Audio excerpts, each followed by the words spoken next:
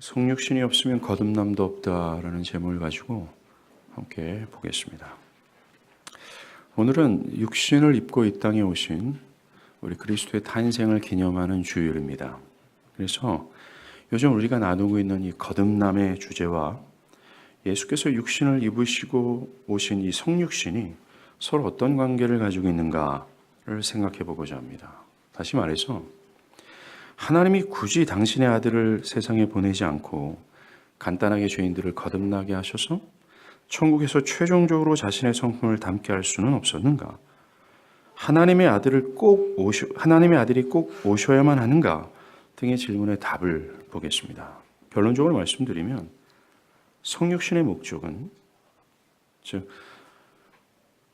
하나님이신 그분이 인간의 몸을 입고 오신 그 최종의 목적은 허물과 죄로 죽어 있는 우리를 거듭나게 하셔서 영원한 생명을 주기 위한 것이었다라는 겁니다. 즉 성육신의 목적이 거듭남에 있었다라는 것입니다. 거듭남은 성령께서 우리의 굳은 마음을 제거하시고 그리스도의 생명이 우리의 생명이 되도록 그리스도와 연합시킬 때 나타나는 겁니다. 그래서 그리스도의 생명을 우리에게 주입해서 더 이상 옛 본성과 옛 마음이 아니라 주님께 받은 그 새 생명의 원리대로 살아가게 하는 인생의 대변혁이 바로 거듭남이에요. 거듭나기 전 허물과 죄로 죽어서 오직 나의 견해와 정신을 진리로 확신하며, 그래서 나의 견해와 정신이 이끄는 뭡니까? 내 자식, 내 사업, 내 유익, 내 영광만을 집착하며 자기만을 영화롭게 하고자 하는 이 자기중심성, 이것을 성령을 통해 산산히 부수시고 주입하신 주님의 생명으로 변화를 받아 그 심령 가지고 주님처럼 자기를 부인하고 하나님의 뜻에 복종하여 하나님을 영화롭게 하는 것. 그렇게 살아가고자 하는 본성과 방향성을 지닌 영혼이 되는 거예요. 신앙의 스탠스가, 즉 태도와 자세가 확고한 상태의 영혼이 되어버리는 겁니다. 비바람이 불고 창수가 나도 그 자리에서, 그 신앙의 스탠스에서 물러나지 않으려고 하는 강건하면서도 확고부동한 영혼의 상태, 삶의 태도를 갖게 되는 변혁이 바로 거듭남이에요.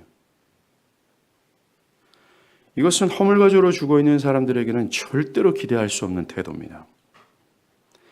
거듭남은 정말로 그리스도의 생명을 받아 죽음에서 살아나는 것이며 그 생명으로 새로운 삶을 살아가게 하는 것을 뜻해요.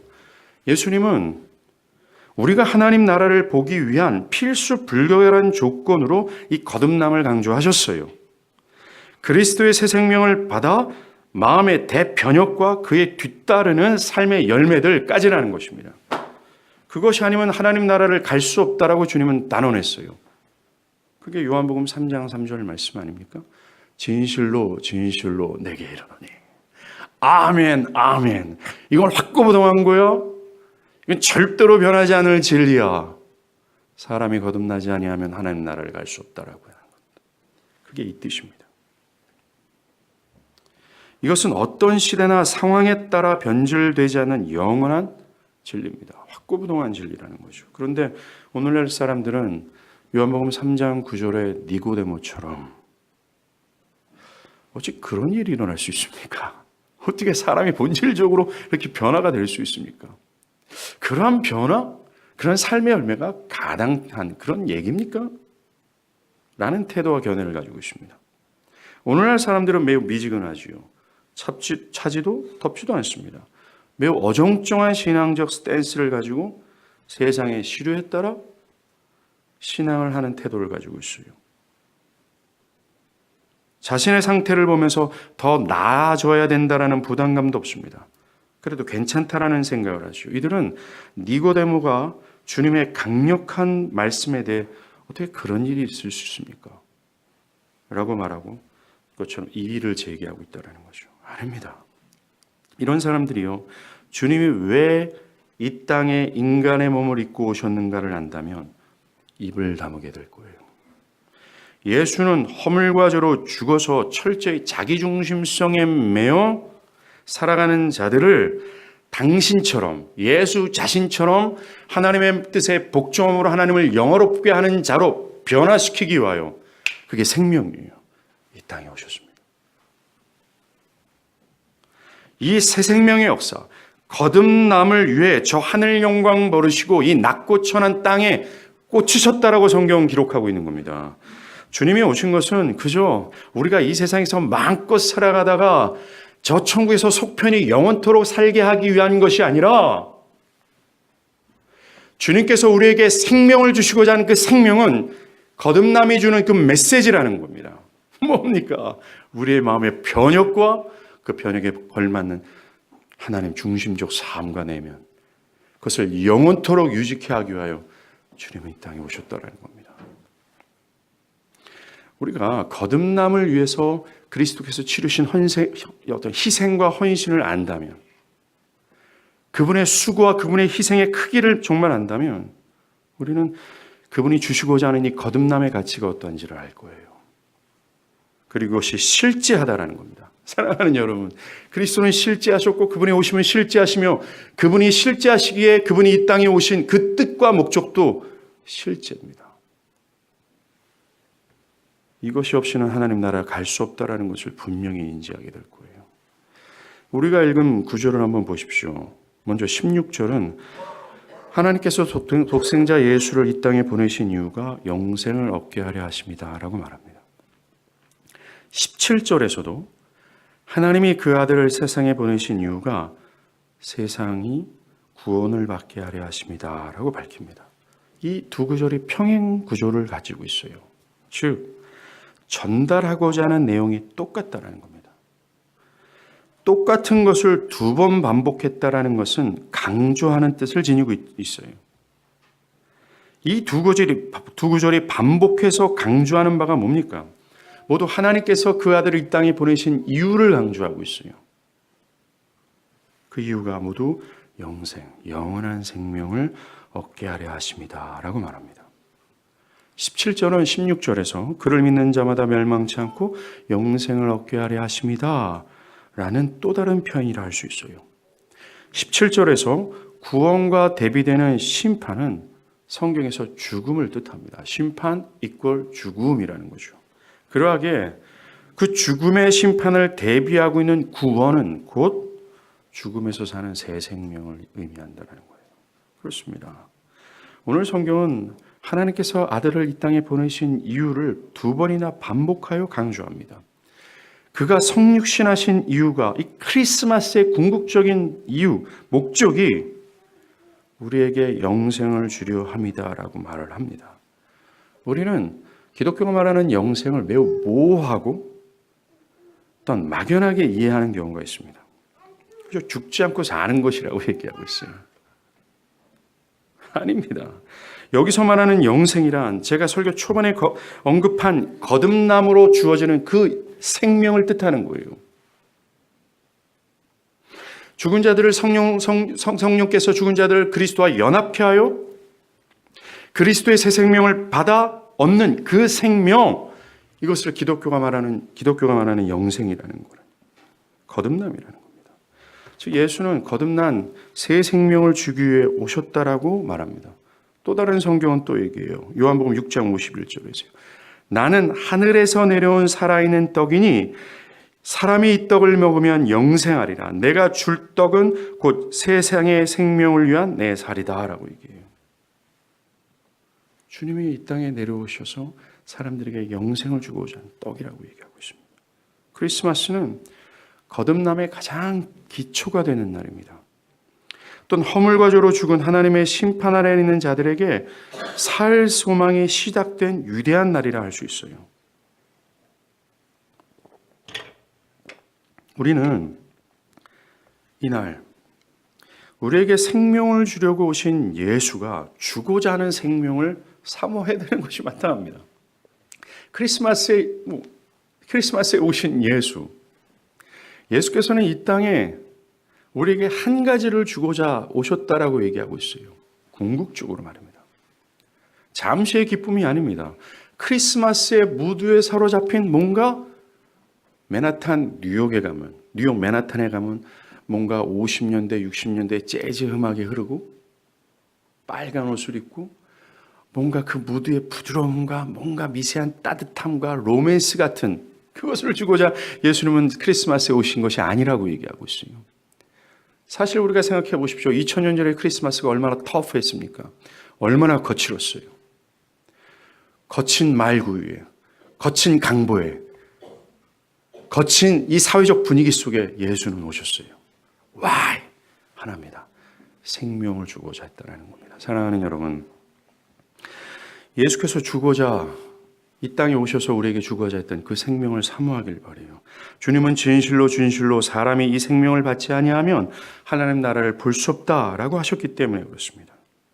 우리는 이날 우리를 죽음에서 살리려 오신 예수를 환영해야 마땅하며 또한 이날이 주는 의미가 나의 인생에서 가장 기쁘고 흥분이 되는 사안이 되어야 될 거예요. 나를 살리러 이 땅에 오신 주님을 찬양합니다.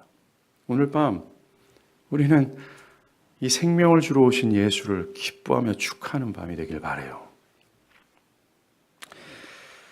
하나님의 아들이 육신이 되셔야 했던 두 번째 이유는 우리가 거듭남을 통해 얻은 생명은 성육신하신 예수의 의로운 삶과 죽음을 통해 획득하신 생명이기 때문입니다.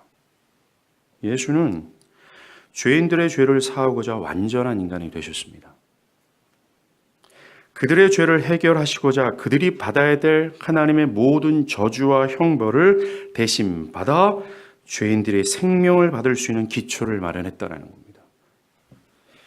죄가 있으면 생명을 받을 수가 없어요. 죄가 있으면 하나님으로부터 그 어떤 것도 받을 수 없습니다. 그래서 주님은 십자가의 죽음으로 죄를 사하시고 생명을 받을 수 있는 기반을 마련하셨다는 거예요. 그리고 이 땅에 사시면서 모든 율법을 마음으로나 행위로나 다 지키셔서 죄인들에게 요구하시는 하나님의 의를 완성하셨습니다. 우리는 이것들을 믿음으로 받아 생명을 받을 자격을 부여케 할 수 있는 준비를 갖게 되는 거예요. 십자가의 죄사함은 생명을 받을 기반을 만든 것이고 그의 완전한 의는 생명을 받을 자격을 부여케 하도록 하셨다라는 겁니다. 이처럼 죄사함과 그분의 의로운 삶은 생명의 근원을 마련하시고자 그것을 마련하시고자 주님은 성육신하셨다라는 겁니다.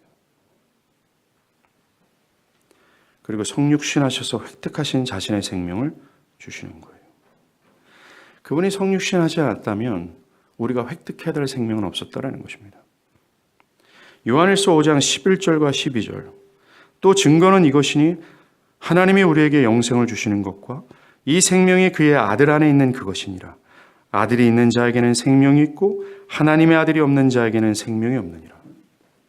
거듭남은 우리를 예수 그리스도와 영적으로 연결함으로 우리에게 그의 생명을 주는 거예요. 그 생명은 아들의 생명입니다. 또 요한복음 1장 14절과 16절이에요.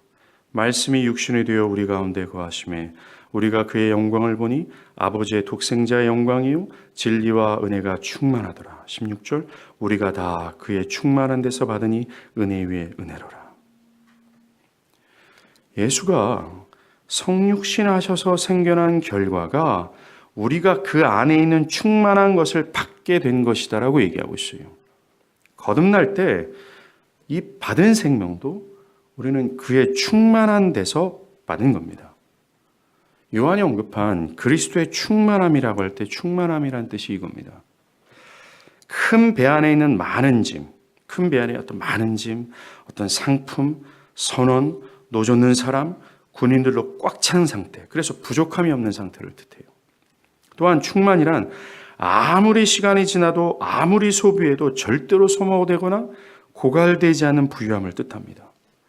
성경에서 충만이라는 단어를 찾아보면요, 하나님과 관련된 사안을 표현할 때 사용하셨어요.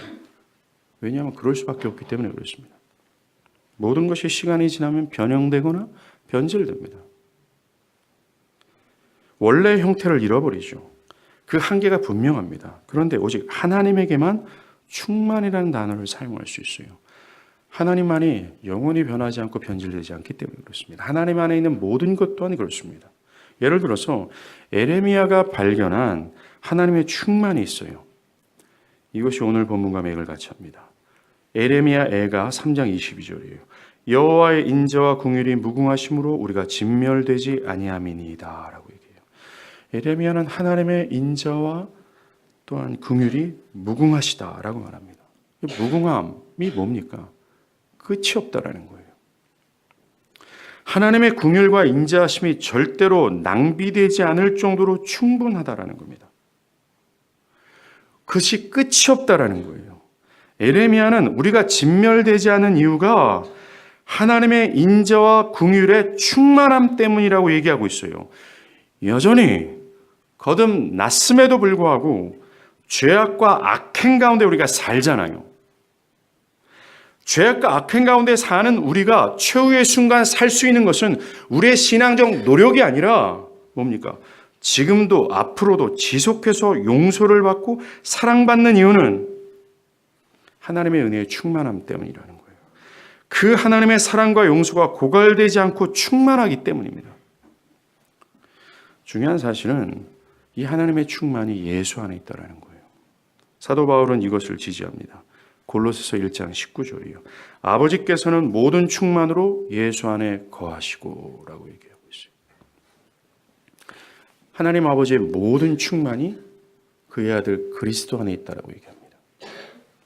이것을 전제로 요한의 말을 보십시오. 요한복음 1장 16절. 우리가 다 그에게 뭡니까? 그리스도예요. 충만한 데서 받으니 라고 얘기합니다. 하나님의 충만함을 예수를 통해 받았다라고 얘기합니다. 이 충만함을 받을 수 있는 전제는 예수와 관련이 있어요. 포도나무 가지가 포도나무에 붙어 있을 때 포도나무의 생명을 받아 열매를 맺는 것처럼 죄와 허물로 죽은 자들이 포도나무 대신 예수와 연합하여 거듭날 때 예수 안에는 충만을 받게 되는 겁니다.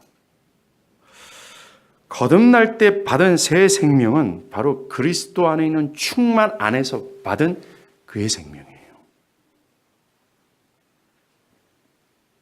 그러하게 예수에게 받은 생명은 절대로 소멸되거나 사라지거나 고갈되지 않습니다.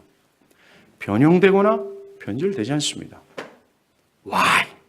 그 생명은 그의 충만한 가운데 받은 그의 생명이기 때문에 그래요. 어떤 상황에서도, 즉 고난의 비바람 앞에서도, 현재 여러분이 당하고 있는 어떤 난제 앞에서도, 미래가 주는 막연한 두려움 앞에서도 이 생명은 사라지거나 변질되거나 고갈되지 않습니다. 현재 여러분이 당하고 있는 어떤 난제 앞에서도 말이죠. 거듭나서 이 생명을 받은 자들이 왜 인내로서 그들 앞에 당한 경주를 끝까지 하는지 아십니까? 엄청난 삶의 시련과 고난과 유혹 앞에서도 뒤로 물러나려 하지 않고 그 신앙적 스탠스를 유지하고자 애쓰고 힘쓰는 줄 아십니까?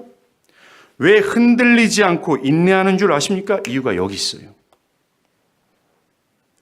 그들의 정체성, 나는 하나님께 속한 하나님의 사람으로서 언제나 어디나 나의 최고의 권위가 하나님이고 그 하나님의 말씀이 내가 마땅히 복종해야 될 사안이라는 사실이 확고부동한 이유가 여기 있어요.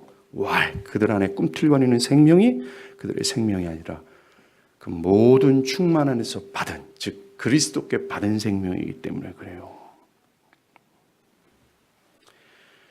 그들 안에 거듭날 때 받은 생명의 충만함 때문이라는 겁니다. 화분의 식물은요, 물이 없거나 빛이 없으면 시들어 말라 죽습니다.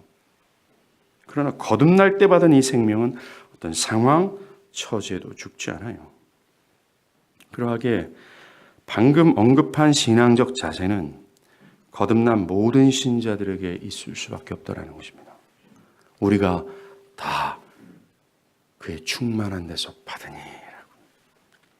사도 요한이 이렇게 말합니다. 우리가 다, 여기서 다란 그리스도 안에 있는 모든 신자들을 뜻합니다. 모든 신자가 다 그의 충만한 데서 받았다라고 얘기해요. 즉 누구는 강한 생명력을 받고 누구는 약한 생명을 받은 것이 아니라고 얘기하고 있어요. 모두가 다 그리스도 안에 있는 충만한 생명을 받았다라고 얘기해요. 영원히 고갈되지 않은 생명. 어떤 상황과 어떤 처지 가운데서도 변형되거나 변질되지 않고 뒤로 물러나지 않는 꿈틀거리고 지금도 역사하시는 생명, 영원 무궁하는 생명, 우리가 다 그 가운데서 받았다라고 얘기하고 있어요. 그런데 왜 이렇게 오늘날 어정쩡한 신앙적 자세를 가지고 있는 자들이 자신을 괜찮다고 하는지 모르겠습니다. 시류에 따라 신앙하면서 자신을 거듭난 자로 여기는지 모르겠어요.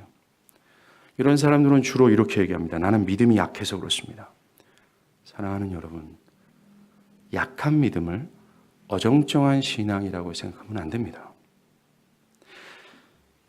그저 하고 싶으면 하고 하기 싫으면 안 하는 완전 자유형 신앙 형태를 말하는 것이 아닙니다. 약한 믿음이란 그리스도의 생명을 품고 확고부동한 자세를 갖는 것이 합당하다고 여기며 그것을 지향하고 분투하지만 연약해서 넘어지고 쓰러지는 믿음을 의미하는 거예요.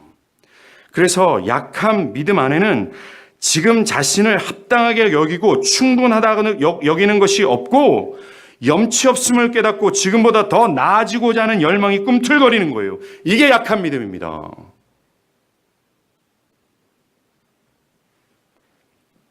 자꾸만 변명하고 뒤로 물러나거나 어정쩡한 신앙적 상태를 계속해서 그것도 매우 오랜 시간 동안 유지한다면 그 영은 매우 위험합니다.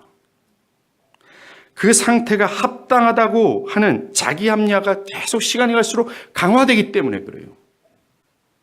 그래서 시급하게 돌이켜야 됩니다. 어정쩡하게 오래 유지된다면 그 시간만큼 위험한 것이라는 걸 기억하십시오. 하루빨리 지금도 확실하게 돌이켜야 된다는 거예요. 우리가 받은 생명이 곧 그리스도 안에 있는 충만해서 받은 생명이라는 사실을 깨닫고 오시오 나도 그 생명 주시옵소서. 그리고 생명이여 나의 꿈틀거리소서 라고 간구하는 인생이 되어야 되지 않겠습니까? 그렇다면 좀 더 구체적으로 예수에게 받은 생명이 어떤 종류의 생명일까라는 거예요. 물론 창세기 1장과 요한복음 1장은 이 땅의 모든 인간의 육체적인 생명이 그리스도로부터 말미암았다라고 얘기합니다. 그러나 예수께서 성육신 하셔서 주시고자 하셨던 생명은 바로 영적인 생명입니다. 영적인 생명이란 영적인 죽음의 반대적 의미예요. 그래서 우리가 이 영적인 생명을 알려면 영적인 죽음의 의미를 잘 알면 깨달을 수 있습니다. 우리는 이 영적인 죽음을 이미 에베소 2장 1절에서 3절 사이에서 나눈 적이 있습니다. 뭡니까? 영적으로 죽어있는 자들은 철저히 참된 생명이신 하나님을 향할 수 없어요. 하나님을 향하고자 하는 의지가 없습니다. 그들은 오직 세상의 풍조를 따를 뿐입니다. 세상의 풍조가 뭐예요? 다 나의 윗과 나의 영광만을 구현하고자 하는 거 아니에요. 철저하게 자기 중심성을 가지고 내 견해와 내 정신이 맞다라고 증거하는 겁니다. 성경의 메시지를 주구장창 말하고 또 말해도 성경은 그렇게 말해도 나는 내 생각대로 살 거예요 라고 하는 이 세상의 풍조를 따라 사는 것, 이것이 영적인 죽음의 상태라고 얘기하고 있어요. 그리고 더 사도 바울은 적극적으로 얘기하죠. 이 공중 권세 잡은 자, 즉 마귀만을 따르고 그것만을 향하고자 하는 의지만 있다라는 겁니다. 바울은 그래서 로마서 8장 7절에서 이들은 하나님의 말씀을 따르려 하지도 않고 따를 수도 없다라고 얘기해요. 영적인 심장이 없어요. 에스겔 36장에서 이러한 자들의 내면을 굳은 마음이라고 표현하잖아요. 하나님의 말씀을 듣고도 그것을 수용할 수도 없고 그것을 복종할 수도 없는 영혼의 상태. 이것이 영적인 죽음이에요. 그렇다면 우리는 영적인 생명이 어떤 의미인지를 알 수 있습니다. 이겁니다. 그 전에 하나님을 향할 수도 없는 의지, 하나님의 말씀을 이해할 수도 없고 받아들일 수도 없고 깨달을 수도 없는 완전 영적인 죽음의 상태에 있는 자를 살려내시는 거예요. 그래서 하나님을 향하고 그분의 말씀에 복종하는 것이 마땅하다고 여겨지게 하는 겁니다. 그리고 그 전에 추구했던 내 영광, 내 유익, 나만을 위한 자기중심성이 제거되고 그가 살아가는 목적이 하나님의 영광을 위한 것이라고 바꿔버리는 거예요. 이것이 영적인 생명입니다.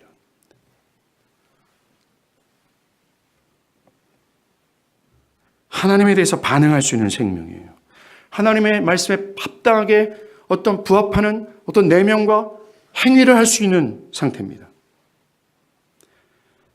성육신 하셔서 우리에게 주신 생명이 바로 이거라는 거예요.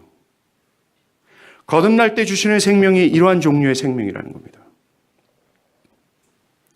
하나님이 가라 하면 갈 수 있고 멈추라면 멈출 수 있는 생명이에요.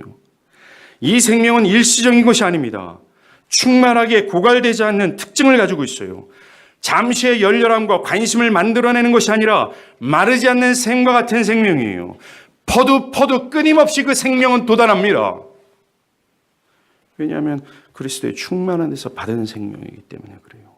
그리고 잠시 인생의 어떤 순간만 하나님의 말씀에 복종하거나 열렬함을 갖는 생명이 아닙니다. 이 생명은 영원히 나 자신을 하나님께 즐거움으로 복종하게 만드는 생명이에요. 이것이 주님이 얘기한 거듭날 때 주어지는 생명이며 성육신 하셔서 오실 궁극적인 생명이라고 얘기하는 겁니다.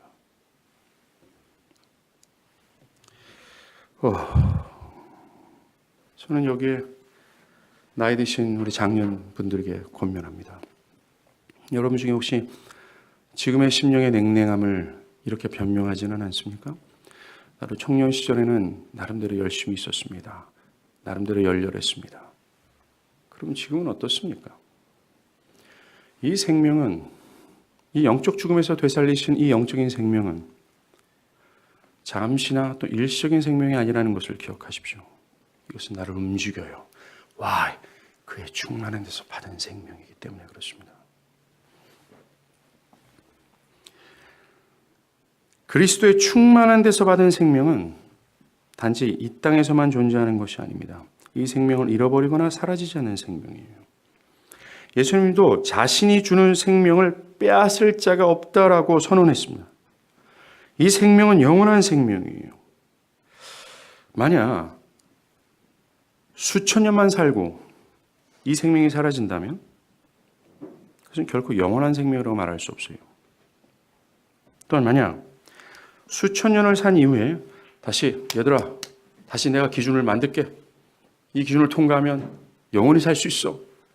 라고 하는 생명이라면 그거는 수천 년 동안의 생명이지 영원한 생명이 아니라는 거예요. 예수는 영원한 생명을 우리에게 주시고자 오셨어요.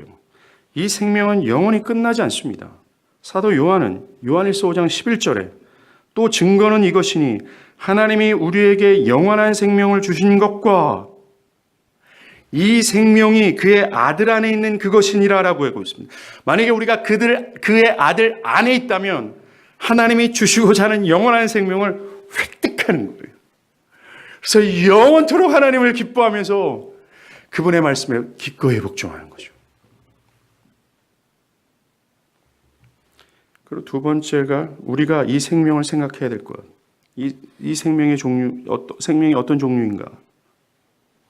그것은 예수에게 우리가 받은 생명은요, 단순히 미래에 있게 될 생명만을 의미하는 것이 아닙니다.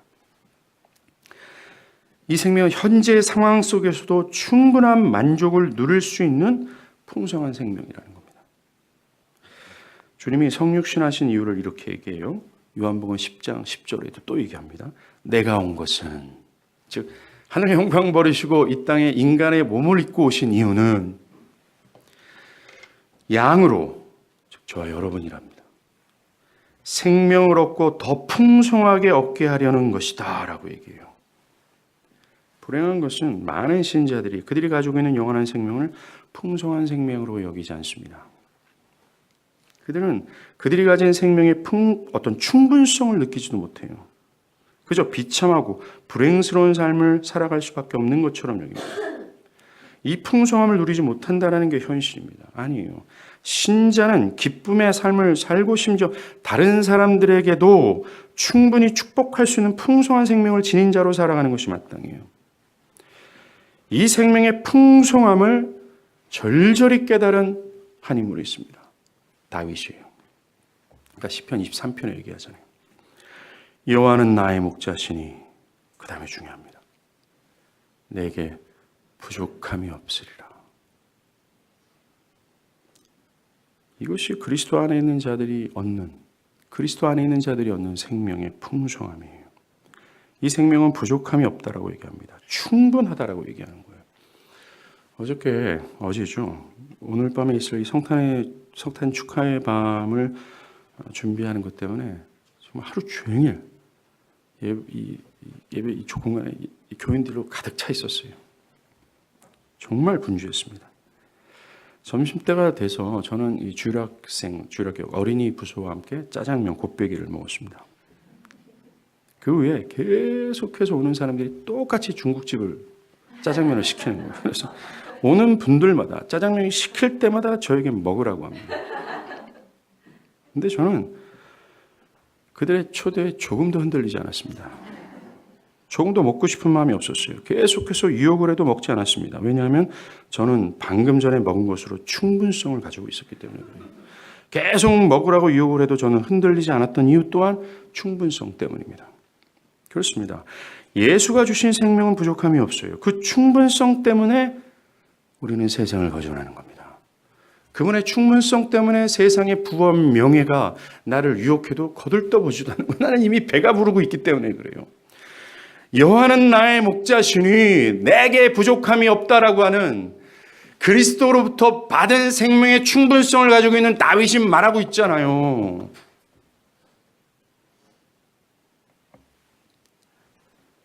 돈이 주는 어떤 기쁨이 그렇게 나에게 만족이 될 수 없어요. 아내나 남편이 주는 기쁨 또한 나에게 그렇게 큰 만족이 될 수 없어요. 그래서 상당히 일시적이지 않습니까? 자동차를 구입했을 때 주는 기쁨도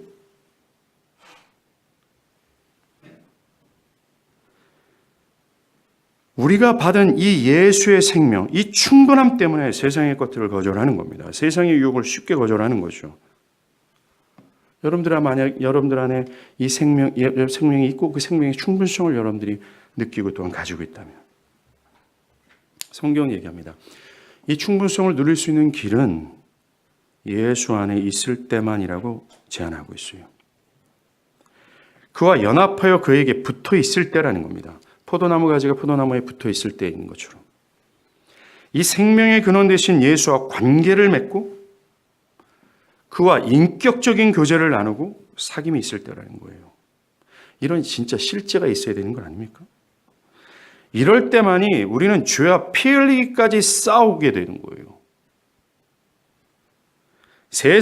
우리가 세상에 질질 끌려다니는 이유, 조금의 유혹에도 쉽게 넘어지는 이유, 충분성이 없거나 결여되어 있기 때문에 그렇습니다. 그래서 충분성을 갖고 세상을 거절해야 되지 않겠습니까? 세상의 재미를 뒤로하고 나를 영화롭게 하고 하지 않은 얽매이기 쉬운 죄를 던져버릴 수 있지 않겠습니까? 우리가 받은 생명이 바로 이거라는 겁니다. 그리고 주님은 이 생명을 주시고자 오셨다라는 거예요. 우리가 오늘 또 25일 날 모여 예배할 때 그리스도께서 이 땅에 오신 이 목적을 계속 되새기길 바랍니다. 이 생명이 곧 거듭남의 새 생명이에요. 성육신이 없었다면 우리는 성육신하신 그리스도와 연합할 수 없었고, 즉 연결될 수 없었고, 그것에 따른 거듭남에서 베푸시는 그의 생명도 얻을 수 없게 됩니다. 그가 성육신하셔서 이루신 죄사함이 있잖아요. 그분이 이 땅에 인간의 몸으로 오셔서 이루신 죄사함과 그분이 이 땅에서 우리가 하나님께서 요구하시는 그 의, 그래서 그 의를 이루시고자 이 땅에서 마음과 행위로 다 율법의 모든 것을 완전히 다 행하셨잖아요. 죄사함과 그분의 완전한 의로운 삶으로 이 새 생명의 근원을 만드셨잖아요. 성육신이 없었다면 그것이 없기에 거듭남도 없습니다. 거듭남에서 주시는 생명은 불가능해요. 그리고 그에 뒤따르는 새 생명의 변화도 불가능합니다.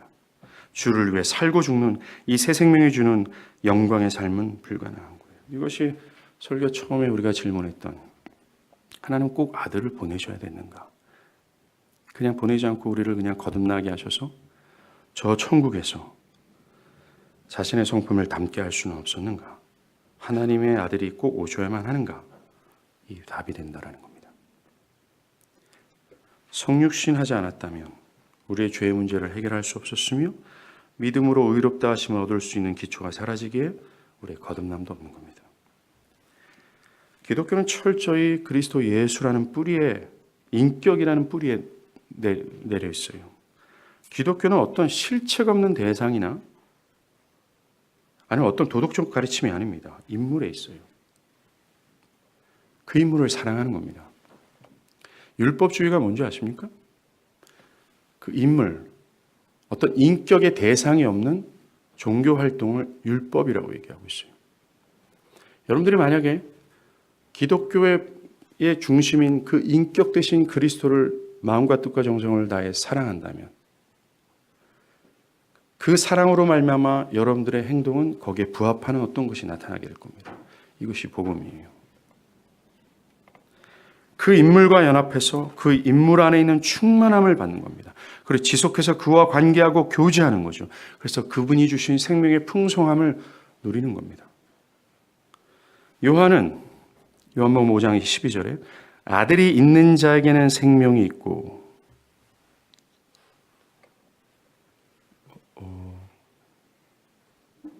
아들이 있는 자에게는 생명이 있다라고 얘기해요. 우리가 앞에서 거론하는 그 생명 있잖아요. 내가 그리스도 안에 있다라고 하는 자에게는 생명이 있다라고 얘기합니다. 아까 얘기한 생명입니다. 사랑하는 여러분, 오늘날 기독교가 보여주는 것을 기독교라고 오해해서는 큰일 납니다. 우리는 순전한 기독교를 이해하기 위해서는 성경이 기독교를 무엇라 말하는지 그 성경에서 내리는 기독교의 정의를 알아야 돼요. 아들이 있는 자에게는 생명이 있고 하나님의 아들이 없는 자에게는 생명이 없다라고 얘기합니다. 반대로 얘기할게요.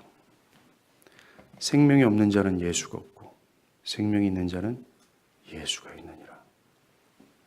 즉 그리스도와 관계하고 그분과 교제하며 그의 생명의 풍성함이 내면과 실상의 삶에서 드러나며 끊임없이 그 생명의 충분성으로 만족하는 삶을 산다라고 얘기해요. 신자의 삶이 너무나 영광스럽지 않습니까? 위대하고 거룩하지 않습니까? 그리스도는 이것을 위해 이 땅에 오신 거예요. 또 얘기합니다. 요한복음 5장 23절에 아들을 공경하지 아니하는 자는 그를 보내신 아버지도 공경하지 아니하느니라. 성육신이 없으면 아들이나 아버지와 연합도 없고 그 결과 거듭남도 없고 구원도 없습니다. 뿐만 아니라 우리를 의롭다 칭하시는 칭의도 없고 거룩해 되어가는 성화도 없으며 또한 영화도 없어요. 성육신은 우리의 생명과 구원의 기초며 시작이었습니다. 2000년 전 베들레헴으로 오신 예수는 태초 전에 하나님께서 택하신 백성들에게 생명을 주시고자 오신 유일한 생명의 근원이에요. 유일무이한 구원자라는 겁니다. 우리는 이분을 마땅히 경배해야 돼요. 즉 그분을 믿고 따르고 그분을 나의 왕으로 섬기며 그에게 복종하는 것이 마땅하다는 겁니다. 그리고 생명의 샘에서 물을 길어 마셔야 돼요. 오직 이 물만이 목마르지 않아요. 영원히 목마르지 않은 물이 대신 예수를 우리는 마셔야 되는 겁니다. 성육신이 없었다면 말로 형용할 수 없는 모든 복됨, 아까 얘기한 생명을 취하여 하나님께 의롭다함을 받고 성화가 되며 영화롭게 되는 그런 은혜는 없었다는 것입니다. 마지막으로 우리에게 거듭남으로 생명을 주시고자 하신 이 성육신 있잖아요. 이것은 아버지 하나님의 사랑의 결과였습니다. 오늘 보면 3장 16절에 하나님이 세상을 이처럼 사랑하사 독생자를 주셨으니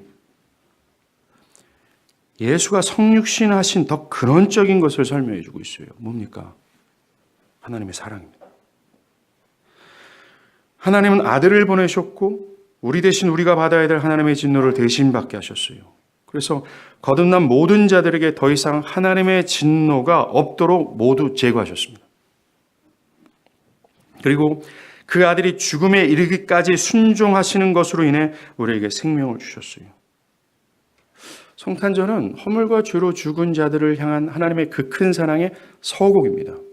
이제 곧 십자가의 죽으심으로 그 하나님의 그 큰 사랑은 극에 달할 거고 그 큰 사랑이 우리에게 직접 들어와 우리가 그 큰 사랑을 경험하는 것이 바로 거듭남이에요.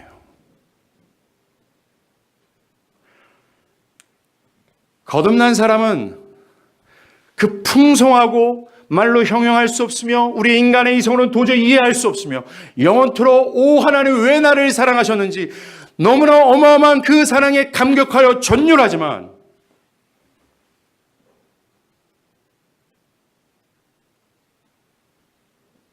그렇지 않은 사람은 모릅니다.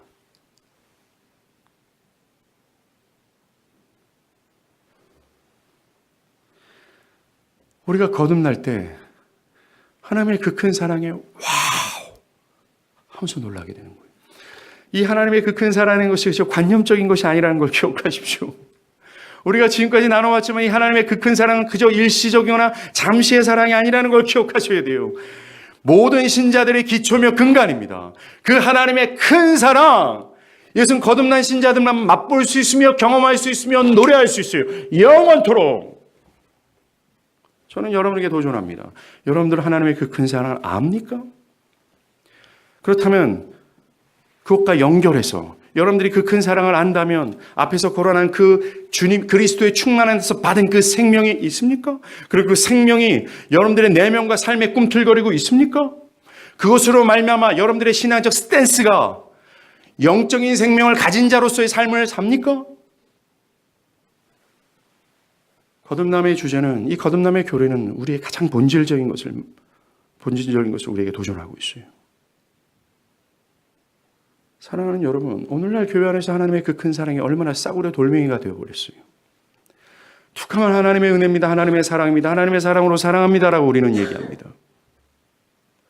하나님의 그 큰 사랑은 우리가 쉽게 얘기할 수 있는 그런 사안이 아니라는 것을 우리는 십자가의 사건, 성육신의 사건, 성령이 우리 허물과 죄로 죽은 이 강팍한 영혼을 거듭나게 하시는 그 사건을 통해서도 능히 알 수 있어요. 믿음의 선조들은 이 하나님의 그 큰 사랑을 자기의 말로 형용할 수 없는 것이라고 말하고 있습니다. 크리스마스는 그 하나님의 사랑의 서곡이었고 십자가는 크라이막스였으며 실제로 그 큰 사랑이 우리를 사로잡고 우리 안에 충만으로 영원토록 이끌 수 있는 것이 바로 거듭남이에요. 저는 여러분들에게 거듭났느냐라고 묻고 있는 겁니다. 우리는 이 위대한 교리 앞에 서 있어요. 이 위대한 교리를 외면하지 않길 바랍니다. 10년, 20년 다 소용없어요. 신앙생활하는 거. 10년 했다고 20년 했다고 여러분들이 거듭났다고 보장되는 것이 아니라는 겁니다. 바로 지금 교회 처음 와도 그가 만약에 거듭났다면 그런 신앙을 시작한 것이고 30년 전에 30년 동안 교회를 다녀도 거듭나지 않았다면 그 사람은 신앙을 시작하지 않는 것이에요.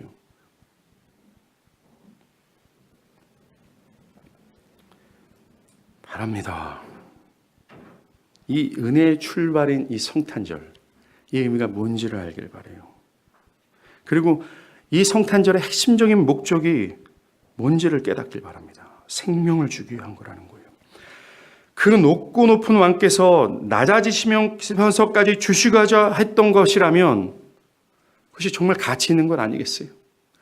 굉장히 많은 헌신과 희생과 그 영광을 다 포기하면서까지 베들레헴 마국간의 말 밥통에 누우면서까지 우리에게 주시고자 했던 것이라면 정말 가치 있고 놀랍고 무거운 것이 아니겠어요? 그래서 주님도 거듭나지 아니하면 하나님 나라 볼 수 없다라고까지 얘기했습니다. 이 생명은 하나님의 아들이 인간이 되실 만큼 삼위 하나님의 희생과 헌신의 결정체예요.